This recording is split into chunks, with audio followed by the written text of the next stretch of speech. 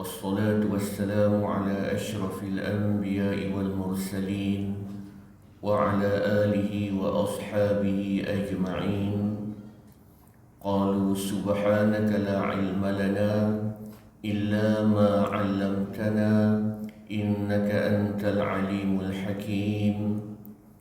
قال رب اشرح لي صدري ويسر لي أمري واحلل عقدة من لساني يفقه قولي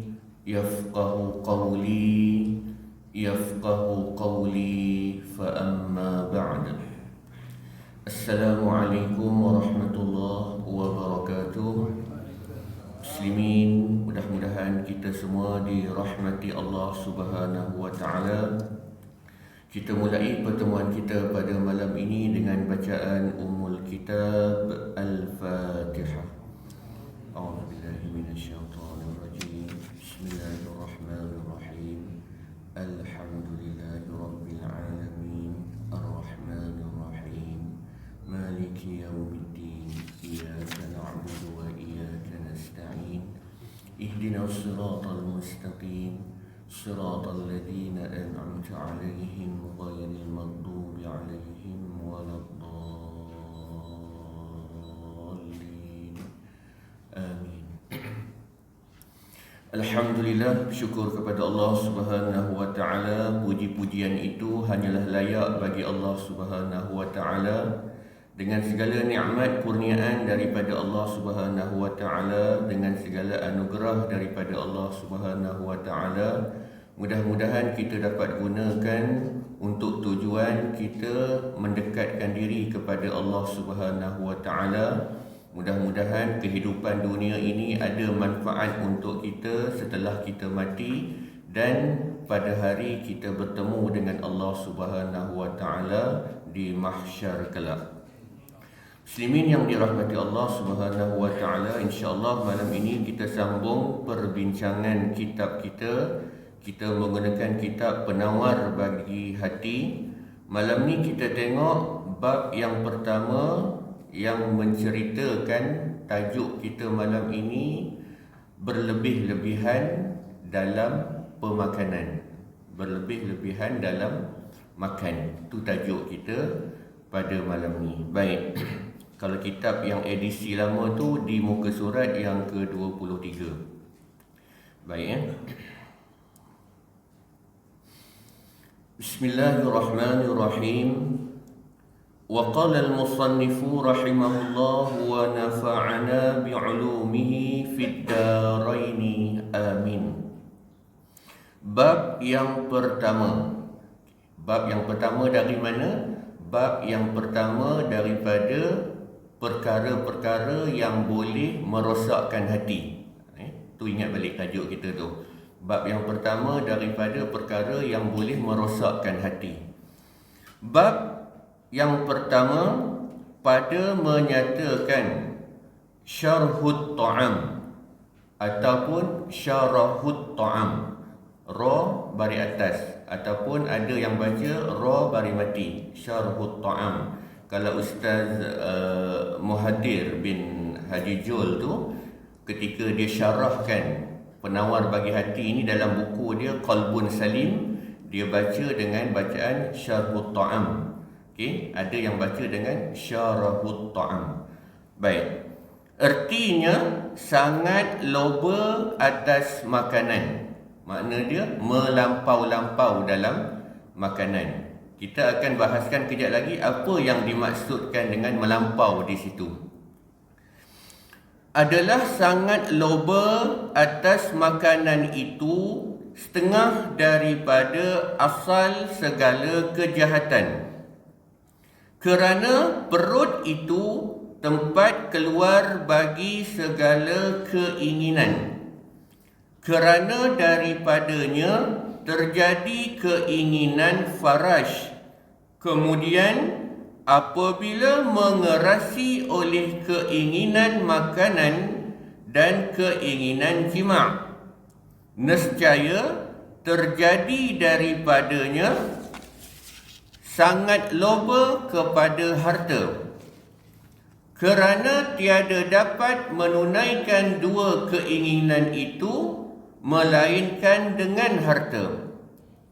Dan terjadi daripada ingin kepada harta itu ingin kepada kemegahan. Kerana sukar mengusahai akan harta itu melainkan dengan kemegahan. Kemudian apabila menuntut ia akan harta dan kemegahan dan mendapat ia akan keduanya, nescaya berhimpun padanya oleh beberapa banyak daripada kebinasaan seperti riak dan takabur dan dengki dan berseteru dan lain daripadanya, dan tempat keluar semuanya itu perut. Okey, berhenti kat situ dulu. Pengenalan bagi tajuk ni, pengarang kitab ni sebut kepada kita perkara yang pertama yang kalau kita tak kawal, dia akan menyebabkan penyakit hati. Ataupun kalau dalam kitab ni dia guna istilah apa hari tu? Jantung. Okey. Jadi pengarang kitab ni bawa mengikut susunan, ikut kepada yang mana yang lebih utama untuk dibincangkan. Jadi yang pertama sekali pengarang kitab ni letak tentang masalah makan. Syarahu ta'am, syarahu bermakna ishtadda.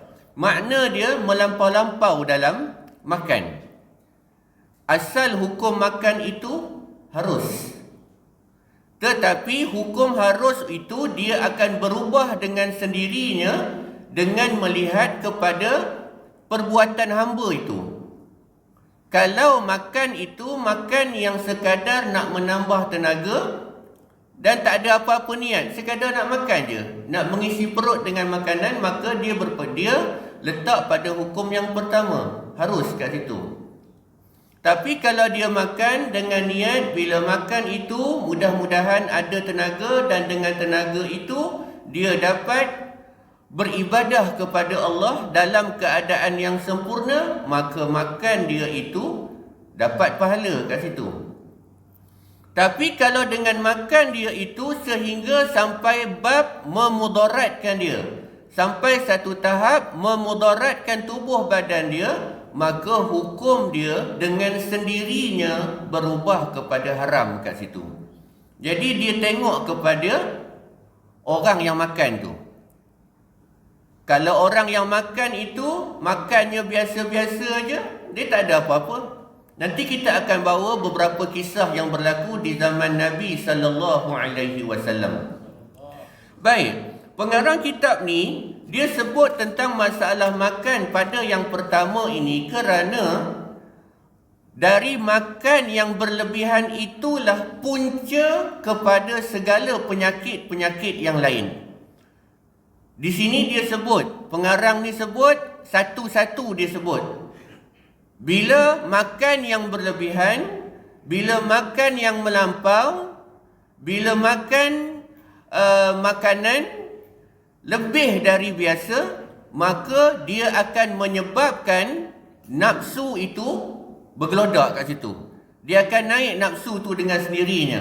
Dan nafsu ini dia boleh menghala ke pelbagai tempat. Kadang-kadang ada nafsu dia cenderung kepada nak berebut sesuatu daripada orang. Sebab apa? Sebab dia membangkitkan nafsu tu. Asalnya nafsu ni bila lapar, nafsu ni dia ada tapi dia tak berapa sangat. Sebab dalam diri kita dibekalkan nafsu tu. Nafsu tu kena ada. Tak boleh kata tak ada nafsu langsung. Kita bukannya malaikat yang kata tak ada nafsu. Cuma bila kita makan yang berlebihan, makan yang melampau, dia akan membangkitkan nafsu tu sampai ke peringkat kita tak boleh kawal nafsu tu. Kita tak boleh kawal nafsu itu, antara punca dia makan yang berlebihan tu tadi. Nafsu yang macam mana? Contoh, nafsu malas beribadah. Tu punca dari mana? Punca daripada makan yang berlebihan tadi. Itu contoh yang dibawa oleh pengarang kitab ni. Makna dia, nafsu kita ini, dia akan naik ke sampai satu tahap yang kita tak mampu nak kontrol. Antara punca dia, makanan. Tu sebabnya dia letak yang pertama sekali. Kadang-kadang kita nak baca buku, nak menambah ilmu, nak datang ke majlis ilmu pun jadi malas. Sebab apa? Sebab pada waktu itu nafsu yang kontrol kita. Macam mana nak putuskan? Macam mana nak kurangkan? Macam mana kita nak kontrol nafsu tu? Itu sebabnya tujuannya kita belajar. Sebab nak kontrol nafsu tu pun kena belajar. Nak kontrol nafsu tu pun kena belajar. Kalau tak belajar, kita tak pandai nak kontrol nafsu tu macam mana. Akhirnya kita ikut aja apa yang disuruh oleh nafsu kita. Tu jadi macam-macam. Contoh kata pengarang kitab ni, sampai satu tahap punca daripada makan yang berlebihan sahaja, orang itu akan membunuh antara satu sama lain. Punca dia dari makan je. Kalau kita fikir macam mana makan yang berlebihan itu boleh sampai tahap berseteru, boleh sampai tahap bermusuh. Macam yang saya sebut tadi, kerana makan yang berlebihan itu dia membangkitkan nafsu tu tadi. Kalau nafsu tu bangkit, ada orang dia boleh kawal, ada orang dia tak terkawal oleh diri dia akan nafsu tu yang menyebabkan segala tindakan dia mengikut kepada hawa nafsu tu tadi. Baik, sentuh sikit dulu, lepas ni kita tambah lagi. Baik, kita sambung. Maka kerana itu membesarkan oleh Rasulullah sallallahu alaihi wasallam akan pekerjaan lapar. Maka bersabda ia, ma min amalin ahabba ila Allah ta'ala minal ju'i wal atash. Artinya, tiada ada pekerjaan yang lebih kasih kepada Allah Ta'ala daripada lapar dan dahaga. Tengok nota kaki kat bawah tu, nombor 1 tu. Okey, rawahu, dia letak kosong kat situ Kalau ada buku-buku baru tu ada tak dia letak nota kaki kat situ? Okey, tak ada. Baik. Hadis ini dia petik daripada kitab Ihya Ulumuddin Imam Al-Ghazali. Baik, bila dalam kitab Ihya Ulumuddin karangan Imam Al-Ghazali biasanya akan merujuk kepada seorang tokoh hadis, nama dia Al-Hafiz Al-Iraqi, nama dia. Okey, Al-Hafiz Al-Iraqi ni dia karang kitab untuk keluarkan hadis-hadis yang ada dalam kitab Ihya Ulumuddin. Sehingga kan pada hari ini bila kita baca kitab Ihya Ulumuddin tu, bawah tu ada nota kaki, hadis itu sumber dari mana? Jasa siapa? Jasa Al-Hafiz Al-Iraqi. Dia karang tu, dia keluarkan hadis-hadis daripada kitab Ihya Ulumuddin selama 13 tahun. Dia buat jasa dia kepada kita sampai hari ni bila kita baca kitab Ihya, kita tak ada penat-penat nak cari sumber hadis sebab Al-Hafiz Al-Iraqi dah tolong cari dah. Tinggal lagi nak baca tu malah. Nak baca, berapa orang di kalangan kita ni yang dalam surau ni selesai mengaji kitab Ihya Ulumuddin tu. Kitab Ihya tu ada kat rumah kadang-kadang, tapi Ihya tu ada kat rak buku tu. Tak baca pun. Sebab apa? Sebab kita lebih selesa baca dalam Google tu. Cari apa? Bab makan. Search dekat Google. Bab makan dalam kitab Ihya. Tapi kita tak pernah baca pun kitab Ihya. Tapi kita antara orang yang banyak komplain tentang kitab Ihya. Betapa biadabnya kita kepada pengarang kitab tu. Jadi makna dia, kalau menurut Imam Al-Hafiz Al-Iraqi, dia kata hadis itu, ni tengok adab ulama'. Ini adab ulama'. Al-Hafiz Al-Iraqi, dia sedang mencari satu hadis dalam satu kitab yang agung. Nama dia kitab Ihya Ulumuddin. Dikarang oleh seorang tokoh yang agung kat situ. Ketika Imam Al-Ghazali bawa hadis yang kita baca tu, Imam Al-Hafiz Al-Iraqi cari hadis tu. Dan bila mana dia cari hadis tu, dia tak jumpa. Dia tak jumpa sumber dia dari mana. Tapi tengok adab dia. Adab dia kepada Imam Al-Ghazali, bila dia tak jumpa hadis, dia kata apa? Dia kata, aku tak jumpa asal hadis ni. Aku tak jumpa. Bukan dia kata tak ada asal. Kalau dia kata itu, hadis ini tiada asal, makna dia cari dalam kitab mana-mana pun memang tak ada asal. Tapi bila dia kata, aku tak jumpa asal hadis ni, makna dia yang tak jumpa. Mungkin ada ulama lain cari, jumpa. Tu nama dia apa? Tu nama dia adab, nama dia.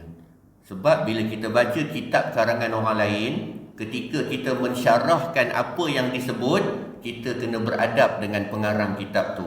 Jangan sesekali kita kata pengarang ni tak tahu, pengarang ni jahil, pengarang ni memang dia tak menguasai bab hadis. Jangan sekali-kali cakap macam tu. Kalau kita cakap macam tu, maka pada minggu akan datang tak payah guna kitab dia tu. Pergi cari kitab lain, jangan pakai kitab dia dah. Sebab apa? Sebab kita sendiri tak tahu nak menjaga adab. Tirulah perangai Al-Hafiz Al-Iraqi ni. Dia tak jumpa, dia kata yang tak jumpa tu saya, bukannya ulama lain yang tak jumpa. Jadi untuk yang pertama tu, kalau nak buat nota kaki kat bawah itu, menurut Imam Al-Hafiz Al-Iraqi, dia kata dia tak jumpa asal hadis tu. Okey, tu yang pertama. Okey, kita tengok hadis yang kedua yang bawah tu. Dan bersabda ia, Sayyidul a'mali al-ju'u, penghulu segala pekerjaan itu lapar. Tengok lagi sekali nota kaki kat bawah tu, nombor 2. Qala al-Iraqi lam ajid lahu aslan. Kata Al-Hafiz Al-Iraqi sekali lagi dia komen, dia kata saya tak jumpa asal hadis tu. Okey? 2. Okey, baik. Kejap lagi baru kita baca syarah hadis tu. Dan sabda Nabi sallallahu alaihi wasallam, al-fikru nisful ibadati wa qillatut ta'ami hiyal ibadatu. Artinya, berfikir itu setengah ibadah dan sedikit makan itu ia satu ibadah. Okay. Tengok bawah tu lagi. Apa status hadis tu? Status hadis itu kata Al-Hafiz Al-Iraqi, saya tak jumpa asal hadis tu. Okay? Saya tak jumpa asal hadis tu. Baik. Dan sabda Nabi sallallahu alaihi wasallam, afdalukum indallahi ta'ala atwalukum ju'an wa tafakkuran wa abghadukum ilallahi ta'ala kullu akulin syarubin na'umin. Okay? Artinya, yang lebih afdal daripada kamu pada sisi Allah Ta'ala, yang lebih lama kamu lapar dan berfikir, dan yang lebih dibenci daripada kamu kepada Allah Ta'ala, tiap-tiap yang banyak makan. Akulin, banyak makan. Syarubin, banyak minum. Na'ubin, banyak tidur. Okay? Dia guna sirah mubalaghah kat situ. Kalau orang yang tidur dipanggil naimun, orang yang tidur. Tapi kalau dah bertukar jadi naumun, makna dia orang yang kuat tidur. Contoh dia, kita jumpa kawan kita, anta naum, kamu ni kuat tidur. Ataupun anta akul, kamu ni kuat makan ni. Pergi aja ke kedai, muka dia lah. Contoh dia, akul, mana dia kuat makan. Makan saja dia. Dia guna sirah mubalaghah kat situ. Kita tengok hadis lagi satu bawah tu. Dan sabda Nabi sallallahu alaihi wasallam, ma mala'a ibnu adama wi'aan syarran min batnihi hasba ibn adama luqaimatun yuqmina sulbah. Artinya, tiada memenuhkan manusia akan bejana yang lebih jahat daripada perutnya, memada akan manusia oleh beberapa suap yang membetulkan akan tulang belakangnya. Menyebut akan segala hadis ini Al-Imam Al-Ghazali di dalam kitab Al-Arba'in fi Usuluddin. Okey, baik. Imam Al-Ghazali ada satu kitab selain daripada kitab Ihya, nama dia kitab Al-Arba'in fi Usuluddin. Jarang kita baca kitab tu. Baik. Himpunan daripada hadis-hadis tadi, walaupun Imam Al-Hafiz Al-Iraqi mengatakan tidak jumpa asal hadis tu, baik, itu kita bersopan dengan dia. Sebab pangkat dia pangkat Al-Hafiz dalam ilmu hadis. Dia dah cari, dia tak jumpa. Cuma, mengapa pengarang kitab ni bawa hadis tu dalam kitab ni? Dan mengapa Imam Al-Ghazali bawa hadis tu dalam kitab dia? Seperti mana yang kita sebut sebelum ni, ingat balik asas kita. Kitab Penawar Bagi Hati ni bukan kitab yang menceritakan tentang masalah akidah kat situ. Dan dia bukan menceritakan tentang hukum hakam. Dia menceritakan tentang proses tazkiyah. Dia menceritakan tentang proses hati. Proses membersihkan hati. Bila kata proses membersihkan hati, maka tidak mengapa untuk bawa hadis-hadis yang kategori dhaif tu. Sebab dia nak gunakan untuk tujuan bagi motivasi pada orang. Bukan melibatkan akidah, bukan melibatkan hukum hakam agama. Sebab sepakat mengatakan kalau bab akidah, hadis dhaif dia tertolak sama sekali, tak boleh pakai. Cuma dalam masalah kita nak mengambil kehati-hatian, kita nak berhati-hati, maka kita pakai hadis-hadis tu. Bukan kita beriktikad dia datang daripada Nabi SAW, tak. Jadi dalam masalah ni kita kena faham. Jadi bila pengarang kitab ni dia bawa cerita tentang kelebihan lapar. Kalau kita buka kitab Riyadhus Shalihin karangan Imam An-Nawawi, Imam An-Nawawi ada letak satu bab khusus tentang kelebihan sifat lapar. Cuba buka balik kitab Riyadhus Shalihin balik ni, cari satu bab nama dia kelebihan lapar. Kalau tak silap saya, hadis itu hadis yang ke-491 kalau tak silap. Dia bermula hadis 491, Imam Nawawi cerita tentang kelebihan sifat lapar. Baik, jadi himpunan hadis-hadis ini sehinggalah kepada hadis yang kelima itu menceritakan tentang kelebihan sifat lapar. Tuan-tuan, perut kita dia ada ukuran dia. Dia ada ukuran dia. Dia ada ukuran untuk makanan, ada ukuran untuk minum, ada ukuran untuk bernafas. Itu yang disebutkan dalam hadis kat situ. Jadi bila kita makan, penuh 1/3 tu. 1/3 bahagian perut tu penuh. Bila dah penuh, kita tambah lagi sehingga lebih daripada kadar yang sepatutnya. Pada waktu tu kita sendiri akan rasa perut tu tak selesa. Macam mana nak tahu kadar tu berlebih? Bila lepas makan tersandar terus. Tak boleh nak makan dah, tak boleh nak duduk dah, nak ajak bersembang pun dah tak boleh dah. Sebab apa? Sebab pada waktu tu dah tahu dah ukuran perut tu dah berlebih dah kat situ. Tu sebabnya bila nak makan, makanlah, tak ada masalah. Kita dah sebut makan sampai kenyang, tak ada masalah. Jangan sampai kekenyangan, tak boleh bangkit langsung. Memang kita pernah dengar ada satu kata-kata, makna dia kita adalah satu kaum yang tak makan kecuali bila lapar, dan kita satu kaum yang kita ni akan berhenti sebelum kenyang.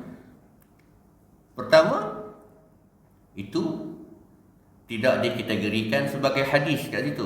Nahnu qaumun la na'kulu hatta najua wa idza akalna la nashba'u. Kita harus sebut kan, kalau biasanya dalam tempat kita ni makan sebelum lapar, berhenti sebelum kenyang. Tu dia bukan hadis. Okey? Dia bukan hadis. Sebab apa? Sebab banyak berlaku dalam sirah Nabi SAW. Contoh, kita buat satu kes. peperangan Khandaq contoh dia kan, peperangan yang gali parit tu. Kisah yang masyhur, Nabi turut serta dalam penggalian parit tu. Sampai satu ketika sahabat-sahabat ketika gali parit tu nak alihkan seketul batu yang besar. Seorang pun di kalangan sahabat-sahabat tak boleh ubah kedudukan batu tu. Batu tu dia menghalang parit tu. Bila tak boleh, walaupun sahabat-sahabat ni ada di kalangan mereka yang gagah, tak boleh ubah. Mengadu kepada Nabi SAW. Bila mengadu kepada Nabi, Nabi yang uruskan perpindahan batu tu. Tapi dalam peperangan Khandaq itu berlaku satu kisah, sahabat-sahabat nampak Nabi ikat perut tu. Ikat perut dengan batu tu, nak menahan lapar tu. Dalam kes itulah seorang sahabat Nabi SAW yang bernama Jabir, Sayyidina Jabir, mengundang Nabi datang ke rumah dia tu. Cerita tu. Mengundang Nabi datang ke rumah tu. Tapi dia undang Nabi dan beberapa orang sahabat. Nabi pergi ke rumah Sayyidina Jabir. Nabi tengok apa yang ada kat situ. Memang makanan yang ada itu makanan yang sikit. Tak cukup untuk jemaah yang menggali parit tu. Daripada kalangan Muhajirin dengan Ansar kat situ, tak cukup. Nabi kata kepada Jabir, biar aku yang masak. Sehingga Nabi masak makanan tu dengan tangan baginda yang mulia. Makanan yang sikit itu dijamu kepada semua sahabat yang terlibat dalam proses itu. Dalam hadis tu cerita apa? Sehingga semua sahabat-sahabat kenyang. Kenyang sahabat-sahabat. Bukan kekenyangan, kenyang. Makna dia makan sampai kenyang, boleh ke tak boleh? Boleh, tak ada masalah. Yang dilarang oleh syarak ialah makanan sampai tahap memudaratkan perut kita tu. Jadi kalau tuan-tuan nak makan di rumah, lepas habis makan di rumah, kawan pun WhatsApp, jom minum. Keluar. Boleh ke tak boleh? Pergi lah. Kalau ada duit, pergi. Tak ada masalah. Jangan kata, tak boleh makan lebih-lebih, haram. Dia ikut kepada perut masing-masing. Itu sebab itu cerita yang berlaku di zaman Nabi. Sahabat kenyang. Itu sebabnya ulama-ulama, setengah ulama-ulama tolak yang tadi yang saya sebut tadi. Kita ada satu kaum yang makan sebelum lapar, berhenti sebelum kenyang tu ditolak. Sebab apa? Sebab berlaku zaman Nabi, Nabi jamu sahabat-sahabat sampai kenyang. So yang mana nak pakai kat situ? Dia kena dahulukan yang itu. So makna dia nak makan, boleh tak? Boleh. Nak makan sampai kenyang, boleh tak? Makanlah. Cuma syarak kata jangan membazir dekat situ. Jangan membazir, jangan melampau sampai tahap memudaratkan tubuh badan kamu. Bila mudaratkan tubuh badan kamu nanti, pertama penyakit zahir tu datang. Yang kedua penyakit batin tu pun datang. Penyakit batin apa dia? Malas nak beribadah. Hati ni nanti suka buat benda yang dilarang oleh Allah Subhanahu Wa Taala, berpunca daripada makan yang berlebihan. Jadi makna dia tuan-tuan ikut tank masing-masing lah. Ikut tangki masing-masing. Tangki tuan-tuan mungkin besar daripada tangki saya, contoh dia. Ikut tangki masing-masing. Tuan-tuan larat banyak mana? Jangan sampai tahap memudaratkan. Jadi tuan-tuan sendiri boleh agak-agak lah makan tuan-tuan tiap-tiap hari tu sampai tahap mana yang tuan-tuan rasa boleh. Jadi bila satu ketika tuan-tuan makan sampai tahap rasa malas nak semayang, maka kurangkan sikit makan tu. Potong makan tu. Bukan jangan makan langsung. Ni sampai diet sampai tak makan. Lalas masuk hospital terus sebab tak makan. Siapa suruh? Yang Islam suruh kawal pemakanan. Bukan Islam suruh jangan makan. Jadi makna dia kita sendiri boleh tengok ukuran makan kita tu. Jangan tengok orang lain, tengok diri sendiri. Kalau kita rasa makan tu, makna dia nak buat aktiviti pun semua selesa, okey dah makanan kita tu. Sebab Nabi SAW, Nabi nak kawal aktiviti baginda supaya baginda selesa nak beraktiviti setiap hari. Kata Sayyidatina Aisyah dalam satu hadis, Nabi SAW ni suka makan roti yang diperbuat daripada gandum, yang gandum itu jenis harga dia sederhana, bukan jenis gandum mahal tu. Supaya apa? Sayyidatina Aisyah sebut di belakang hadis tu, Nabi ni supaya dia bila dia nak beraktiviti, dia selesa. Makna dia apa? Lapar sangat pun tidak, kenyang sangat pun tidak. Itu cara Nabi makan. Dan Nabi ni bila Nabi makan, baginda suka makan, bila makan tu dia tak suka campur-campur. Kalau makan tu makan jenis ini je, dia akan makan itu aja. Dia tak akan campur dengan jenis yang lain. Walaupun depan dia tu ada dua. Depan Nabi ni ada dua jenis hidangan. Nabi akan pilih salah satu. Nabi tak akan sapu dua-dua. Kalau depan kita, macam mana? Ada siakap, ada kerang, ada ikan masin, contoh dia. Ada sambal tempoyak. Agak-agak mampu tak? Islam bukannya tak bagi, tak. Cuma nak cerita Nabi makan macam tu. Sebab apa? Sebab Nabi, bagi Nabi, baginda nak mudah beraktiviti, itu saja. Kita nak makan depan kita tu, kalau ada 10 hidang, makan 10-10. Tak ada masalah. Ambil sikit, rasa sikit, rasa sikit. Nanti kalau balik karang, orang tanya, kamu tak rasa ke sambal tu tadi? Oh, sedap. Mulalah balik karang. Tak senang duduk. Sebab apa? Sebab kawan kata sambal tu sedap. Rasa seorang sikit, ambil sikit, jalan sikit. Cuma kita nak cerita apa? Kita nak cerita makanlah. Selagi mana makanan tu halal dan baik bagi kamu. Halalan tayyibah. Makanan tu halal, satu. Okay, tengok depan kita tu, makanan halal tak? Okay, halal, satu. Tayyibah, makanan tu baik tak? Baik yang macam mana? Baik tak untuk badan kita? Kalau doktor pernah pesan pada tuan-tuan, kamu ataupun cik tak boleh makan ni tau. Sebab buat masa ni badan cik tak boleh menerima makanan ni. Maka makanan itu halal tapi tak baik untuk tubuh badan tu. Maka janganlah makan. Kita jangan faham bila pertama halalan thayyibah, halal tak basi ustaz, sapu. Bila sapu je, mana saya tahu ustaz? Quran kata halal, makan. Lepas tu makanan tu pula tak rosak, makan. Itu sebab apa? Sebab kita taksirkan dengan kepala otak kita sendiri. Itu yang jadi macam tu.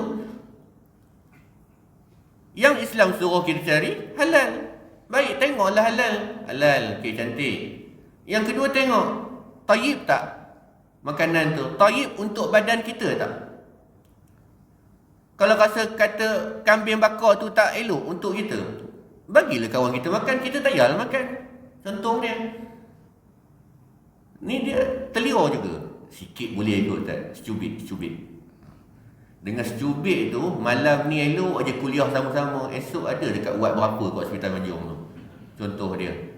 Jangan salahkan makanan tu. Salahkan dia sebab dia salah dalam memahami nas kat situ. Okey? Dia salah dalam memahami nas kat situ. Baik tuan-tuan. Ada masa lagi tak nak sambung? Ada ya? Saya ambil sikit je lagi.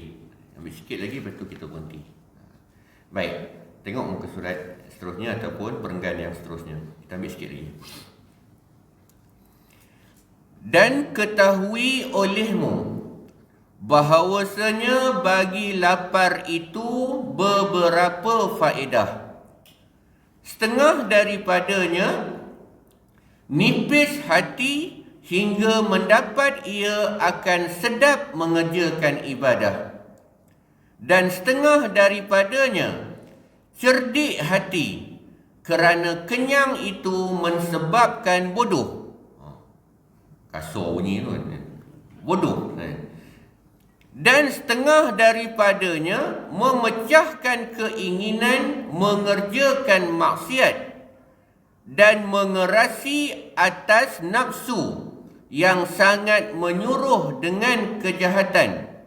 Dan setengah daripadanya ringan tubuh bagi sembahyang tahajud dan mengerjakan ibadah, dan hilang mengantuk yang menegah ia daripada ibadah, dan setengah daripadanya memada dengan sedikit daripada harta dunia. Okey, stop tu. Full stop kat situ. Full stop tu tak ada sambung-sambung dah. Kat situ je. Okey. Pengarang kitab ni sambung dengan faedah. Faedah bila perut tu lapar. Daripada faedah yang pertama sampai faedah yang terakhir itu, pengarang kitab ini dia memetik kata-kata Imam Asy-Syafi'i rahimahullah. Okey, itu himpunan daripada kata-kata Imam Asy-Syafi'i. Baik, kata pengarang kitab ni antara lain, bila perut kita lapar maka menyebabkan badan kita ringan untuk melakukan ibadah. Okey, ibadah ni jangan ingat sembahyang aja.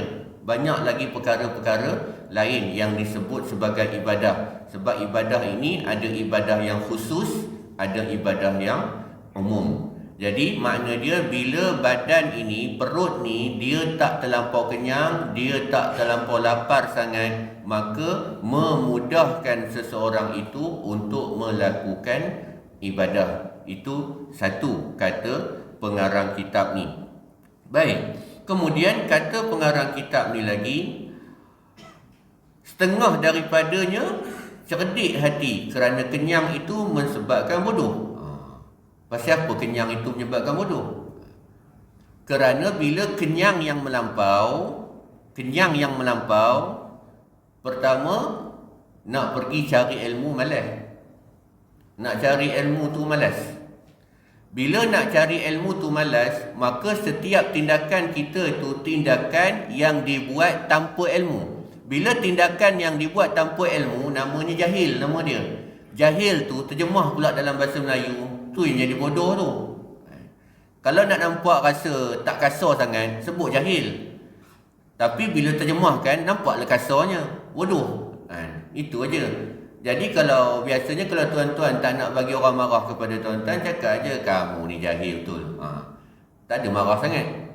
Berlainan kalau tuan-tuan cakap kat dia kamu ni bodoh tu. Mau dibaliknya kursi tu.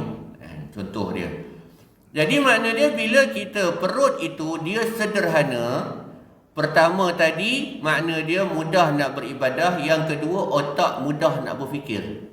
Sebab apa? Sebab dia punca daripada makanan kita tu. Kadang-kadang otak kita malas nak fikir. Makna dia kita menanti maklumat aja daripada orang. Contoh, bila ada satu-satu masalah, kalau boleh masalah itu orang bagi jalan kepada kita, masalah tu selesai terus. Kita nak fikir malas dah. Tentang hukum contoh dia. Kita malas dah fikir tentang hukum. Kalau boleh dapat hukum tu, hukum yang boleh selesaikan masalah kita terus. Sebab apa? Sebab otak ni kita malas nak latih untuk berfikir. Sebab apa? Sebab tadilah dia punca daripada makanan. Tu sebab dia punca daripada makanan aja, dia datang sifat malas yang kita doa kepada Allah Ta'ala. Allahumma inni a'udzubika minal ajzi tu. Ni dah kira salah dah ni. Masuk isyak ni. Boleh tuan-tuan Kita dah berhenti dah tu. Dah berhenti dah kat situ. Ni ayat mujuk lah ni kan. Kita dah berhenti dah kat situ. Cuma saya nak sebut yang lagi sekali tadi tu, supaya kita mudah faham kenapa Islam suruh kita jangan lapar sangat, jangan kenyang sangat. Sebab apa? Sebab orang Islam hidup dia ibadah. Pergerakan kita semuanya ibadah. Asalkan lepas buka mata aja, tuan-tuan bergerak aja, kalau pergerakan itu niat dia untuk Allah Subhanahu Wa Taala, dan pergerakan itu pergerakan yang tidak melawan hukum Allah, maka pergerakan itu dikira ibadah kepada Allah Subhanahu Wa Taala. Jadi kalau badan tu rasa malas, kita minta pada Allah, ya Allah, aku mohon kepadamu daripada sifat malas. Ketika mana kita minta pada Allah supaya dijauhkan daripada sifat malas, cuba cari jalan untuk elakkan diri daripada terkena sifat malas tu. Jangan doa saja. Doa tu satu bab. Jadi bila kita dah doa, kita cuba cari jalan macam mana boleh mengelakkan daripada kita ni kena penyakit malas tu. Malam ni pengarang kitab ni sebut pada kita, antara sebab yang kamu selalu kena penyakit malas ialah makan yang berlebihan dekat situ. Dapat jawapan satu dah malam ni. Kenapa kita selama ni bila nak buat satu-satu kerja tu malas aja. Malas aja. Pasal penyakit tak ada ustaz, diabetes pun tak ada, apa pun tak ada. Tak, makan kita tu menyebabkan dia jadi malas. Sampai satu tahap dah bangkit dah pukul 5.30 pagi tu. Subuh pukul 6, nak sembahyang 2 rakaat tahajud tu, ya Allah. Seksa rasanya, macam nak memanjat gunung tu rasanya. Susah. Sebab apa? Sebab dah kena virus malas. Dia tak kena virus COVID, dia kena virus malas tu. Bila kata penyakit kena malas itu, nak jaga diri daripada COVID pun tak mahu jaga. Sebab apa? Sebab dah kena virus malas. Maknanya virus malas tu lagi bahaya daripada virus COVID tu. Macam mana nak mengatasi dia? Virus malas itu, cara mengatasinya dengan mengawal pemakanan kita tu. Kita berhenti kat situ dulu. Nanti kita sambung perbahasan dia kat situ. Dia ada perbahasan dia lagi kat situ. Nanti saya sentuh lagi sekali kat situ tentang masalah tu. Okey, tanda kat situ. Nanti hilang pula. Mana tadi? Belum apa-apa hilang lah. Okey.